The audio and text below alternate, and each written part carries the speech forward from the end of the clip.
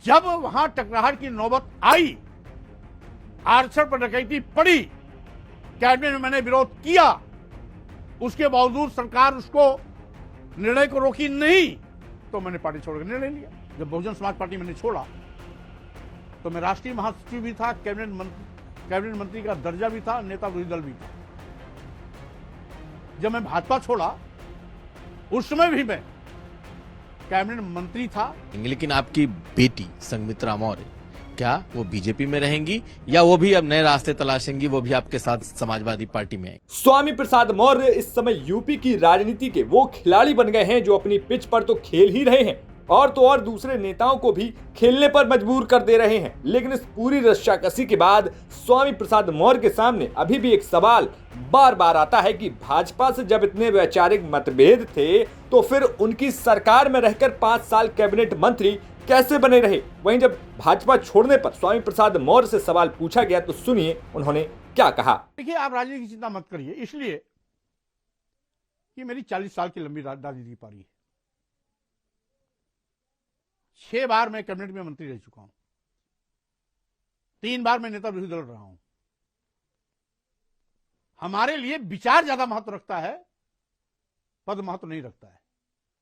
इसलिए हम विचारों के साथ जब भी कभी टकराना पड़ा तो मैंने विचार को महत्व दिया, पद को छोड़ा। आपको ध्यान होगा, जब बहुजन समाज पार्टी मैंने छोड़ा तो मैं राष्ट्रीय महासचिव भी था, कैबिनेट मंत्री का दर्जा भी था, नेता विरोधी दल भी था। जब मैं भाजपा छोड़ा उस समय भी मैं कैबिनेट मंत्री था और रिकॉर्ड तोड़ काम करने वाला कैबिनेट मंत्री था। मुख्यमंत्री जी खुद सार्वजनिक रूप से कई बार स्वीकारे ही नहीं, उदाहरण देते थे। लेकिन विचारों पर टकराहट हुई तो अपने मंत्री पद को छोड़ने में, भाजपा को छोड़ने में नहीं, लेकिन तो पूरे 5 साल पूरे मंत्री रहने के बाद आपको विचार तो तब आया ना जब आपके पूरे 5 साल पूरे कर लिए बतौर मंत्री। आपने अपना यूपी तक आपने ये जो रखा है प्रेस कॉन्फ्रेंस, आपकी प्रश्नों का उत्तर तो मैं आज ही दूंगा ना। जब वहां टकराहट की नौबत आई, आरक्षण पर डकैती पड़ी, कैबिनेट में मैंने विरोध किया, उसके बावजूद सरकार उसको निर्णय को रोकी नहीं, तो मैंने पार्टी छोड़कर निर्णय लिया।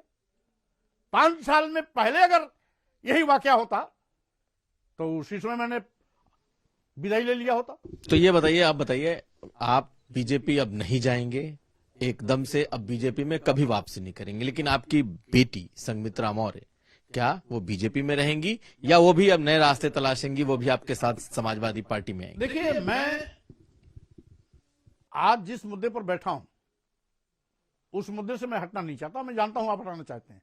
नहीं, हटाना नहीं चाहता, वो सारे मुद्दों पर सवाल। भाजपा की सांसद हैं, इस पर उनका मंतव्य जब कभी लेना हो तो आप उनसे समय लेके मिलकर के बात करिएगा।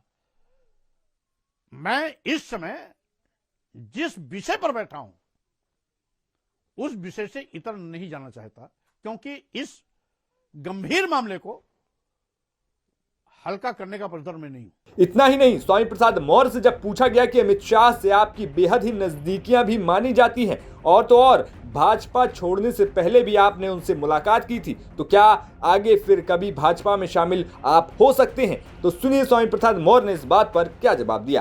किसी सूरत में आप बीजेपी के साथ नहीं जाएंगे? अमित शाह, कहा जाता है कि आपके अमित शाह से बहुत अच्छे संबंध रहे हैं, आपको लाने वालों में अमित शाह जी का नाम रहा है, आप जाने के पहले भी उनसे अच्छी मुलाकात हुई, तो 2024 में किसी सूरत में बीजेपी नहीं? भाई देखिए, आना जाना कहां से मामला हो गया। आज तो मामला मैंने इस देश की महिलाओं, आदिवासियों, दलितों और पिछड़ों के सम्मान की बात उठाया। आने जाने की बात कहां से आ गई? राजनीति में व्यक्तिगत संबंध सबसे अच्छे होने भी चाहिए। मतभेद वैचारिक होता है और जहां भी रहा हूं और जब तक रहा हूं, सबसे अच्छे सद्भावपूर्ण वातावरण में व्यवहार भी रहा है, काम भी किया हूं। वैचारिक टकराहट हुई, अलविदा भी करने में रंचमात देर भी नहीं किया हूं। ब्यूरो रिपोर्ट, यूपी तक।